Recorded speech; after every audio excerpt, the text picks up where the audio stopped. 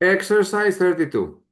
The number of smartphone users in a country in thousands, T years after 1990 can be modeled by this. So, once again, like I keep saying, is every single time we are working with a model, we need to perfectly understand the two quantities that are being used. In simple words, we need to understand what is x and what is y. In here we have t and s. T is the number of years after 1990 and S is smartphone users in thousands. According to the model, the number of users is increasing exponentially. Yes. Which of the following could be the value of B? This is a more theoretical one because we do not have any graph, we do not have any values to work with and plug in. So we have to understand what's happening. We are working with an exponential model. We have a huge restriction in any exponential model that B has to be positive. So either it's a growth or it's a decay rate, that number is positive. So we cannot accept either C or D. We're between A and B.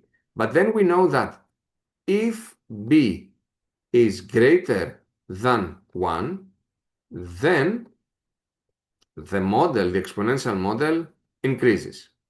If B is between 0 and 1, then the model decreases.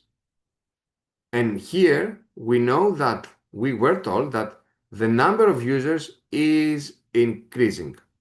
So this means that, of course, always by combining the fact that 650 is a positive, or if you were able to reject C and D, which you should have, you can simply go to Desmos and graph them. If B is 0.85, that would have looked like y equals 650 times 0.85 to the power of x. We go here, we need to find that, it should be somewhere. Oh, there it is, it's a decreasing one. While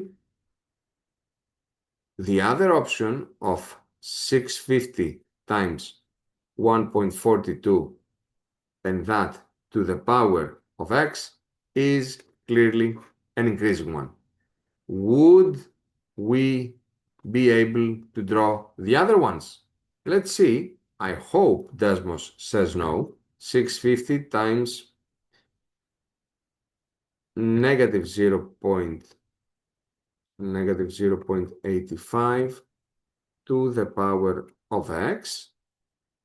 You see that the Desmos does not even react, which is good because we know that there is no such graph. This should have been restricted. So once again, when working with a model, you should keep in mind that the base of your exponential one, the growth or decay rate, has to be strictly greater than 0.